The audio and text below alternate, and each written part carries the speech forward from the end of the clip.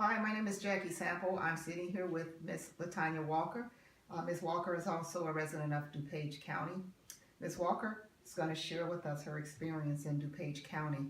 Can you tell us a bit about what happened on that day that the DuPage County State's Attorney's Office investigators came to your house with a search warrant? Do you feel like they treated you with respect? Do you feel like they treated you and your family within the law? No, they did not. When they came in, they disrupted the atmosphere. I have children with disabilities. They was not professional. By them disrupting the atmosphere, it got very loud. Once it was loud and everything was out of order, there was total chaos coming from their end. They assaulted my son. Officer Vince Liberio hit me in my chest. Wait a minute. Can you tell me a little about what happened that led up to the moments that you were assaulted? When they came in, I had told my children to go Facebook Live. So I guess they got upset about, me saying go Facebook Live. So that immediately set off the whole incident to where they began to attack us. Okay, so you were basically exercising your freedom of speech to video record the incident. That's correct. I was like, go Facebook Live because we didn't know why they were there.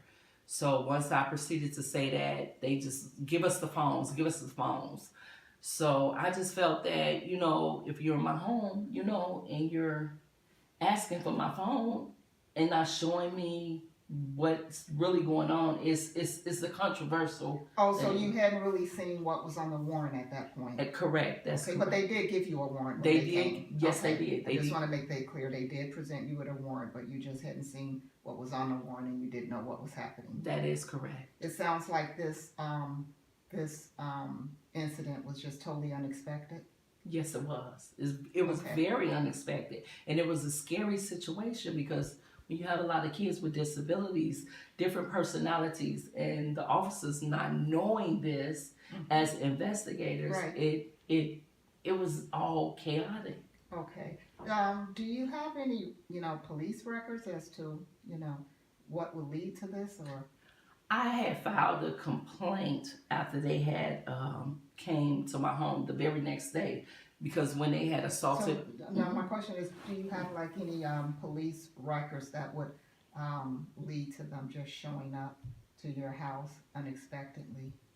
No. When you say police records, what do you mean? Like, do you, or I guess does anybody, any arrest records or no warrants for your arrest or anything like that, right? No, we didn't have no warrants. Okay. I don't even have a criminal record. None of my children have criminal records. Okay, well at the time you did not have a criminal record. At Correct. the time you did not. Correct. Okay, good. And then so tell me more about what happened as, you're telling your kids to go Facebook Live. When I had told my kids to go Facebook Live, that's when they charged in at us, saying give us the phones, give the phones to them. And at that point, I'm scared because my children have disabilities. So us giving you all phones, we don't know what's going to happen. So it was a very scary situation. Would you say you were frightened for your life? Yes, I can say that. Absolutely. Because I never had encounters with police officers before. Okay, so, yeah. I understand. And so at what point did they, come into contact with your children or you? Officer Vince Liberio was the one that took the first blow at me when I was standing before him. That's when he had hit me in my chest. After that... Well, how did your kids react? Did they see Officer Liberio hitting you in your chest? Well, Star, the apartment was so small. So Star was in front of me at the table in the kitchen. Tell me, who's Star? Star is my oldest daughter. She's disabled mentally and physically. She has cerebral palsy and epilepsy. So, I'm her full guardian. She can't talk. She has seizures all the time. So, she was just sitting there when everything just erupted. And all this happened in front of Star? Correct. That's correct. And so tell me about when they first laid hands on your son. When they had hit me, when Officer Vince Liberio hit me in my chest, I went down.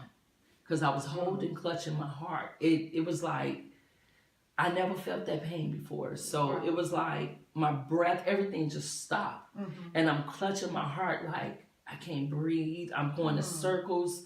I'm getting ready to black out. And that's when I had what's his brother name? He has a brother. They're twins. One is short and the other is tall. So Nick, that's his name. Nick Liberio charged in him. Oh, and both brothers worked at the DuPage County investigator's office at this time? Correct. During this time? Correct. Okay. I found all that out when I had ended up going to court. So that's correct. Okay, now tell me about when they first laid hands on your son. After Vince Liberio hit me in my chest and I went down, that's when the officer, it was him and another officer, I guess his name Keebler, something like that. They both ran in and they started attacking my son. But I was bent over because I'm still hurting, trying to breathe, and I'm blacking in and out. So as I was spinning, I was going in circles, and when I looked, my son was in the corner, and he just kept saying, "Mom, I can't breathe, I can't breathe." They had one arm over him, they had the knees pinning him, and they took his head and they slammed it on the floor.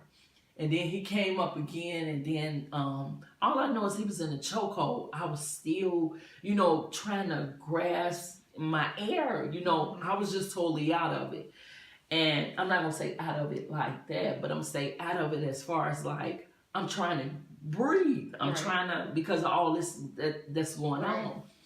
And all I know is that the other officer, when I turned again, the officer Keebler, if that's his name, if I'm pronouncing it right, he had his knees pinning my son. Nick had my son in a chokehold. So I'm just trying to get out the way. Did your son did you notice your son behaving in an aggressive way as if he was a threat to the officers? No, he was not a threat. He was just, he has autism. So by him having autism, when you have a child that's autistic, you don't know how they react to large environments. Right. So no, he's not violent. He's not violent at all. But he was jumping. He was just, you're not supposed to be here. When they get into that mode, it's like you got to try to calm them down. Right. When the environment is too big. Did you tell them at any time that your son has a disability? No, I didn't tell them nothing. Everything was moving so fast. So you couldn't say anything because, when they first came in, the atmosphere just went, it was a quiet atmosphere. Sounds like it was total chaos. Correct. It was total chaos. I have dogs. I had 2 dogs. So, the dogs started barking, the kids. But when the officers started attacking, assaulting your son, you didn't notice that did he swing at them? Did he have any weapons on him? Or no, he didn't. He didn't have any of that. He just said, I just told him to go Facebook Live. Okay. And he told them. So he had a cell phone. Correct. Because we didn't know why the officers were there. Okay, and you wanted to capture it, understandably so.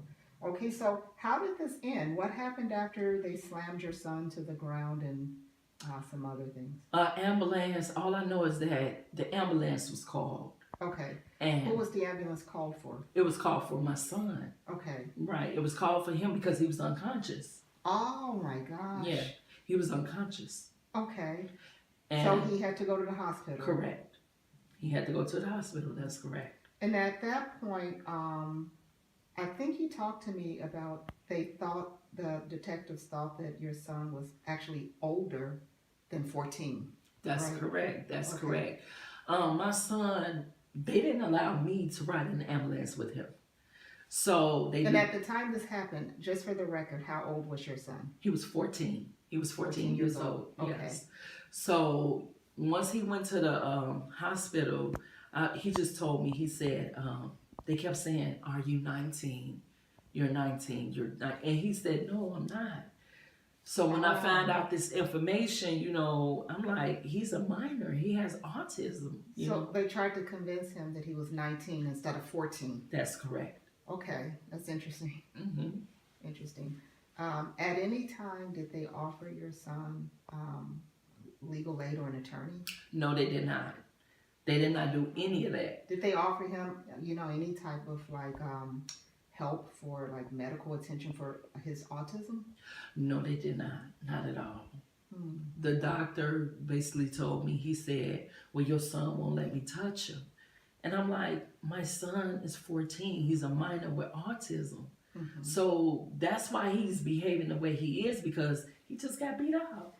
When you say behaving the way he is, was he behaving in a violent manner? No, he was not behaving in a violent manner. Can you just describe what he was doing? He was in a fetal position. When I went in the room, he was in a fetal position, and he was just like, Mom, they keep saying I'm 19, I'm 19. Yeah. So at no time did he exhibit any violence towards you? None at all. Okay. None. And how tall was your son at the time? Oh, he's 6'4", so he's at that time he was like, I think 6'1", because they said 6'1". Yeah. So they thought he was older. Yes. Although they thought he was older, he was still just appeared to be non-threatening. Correct. Correct. Gotcha. So no reason at all that you can think of why these detectives or these investigators would just outright assault you and your son without you all showing them any aggression.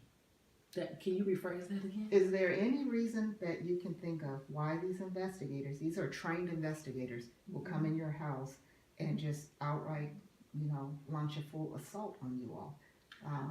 I have no idea. The only I got a question. Do you think that if you were non-black, they would have handled you and your autistic son and your other children with disabilities in the manner that they handled your family? Believe that. That is absolutely. I believe they would have handled the situation totally different. Okay. Totally different. You also shared about your 5-year-old grandson at the time? Yes. Can you just share what happened with your 5-year-old grandson? One of the officers, his name was Kibler. I can't pronounce it, but yeah. He had grabbed my grandson because when they came into the house, they came in, a lot of them came in. So Christopher was sitting on a stool, and he was like, ah!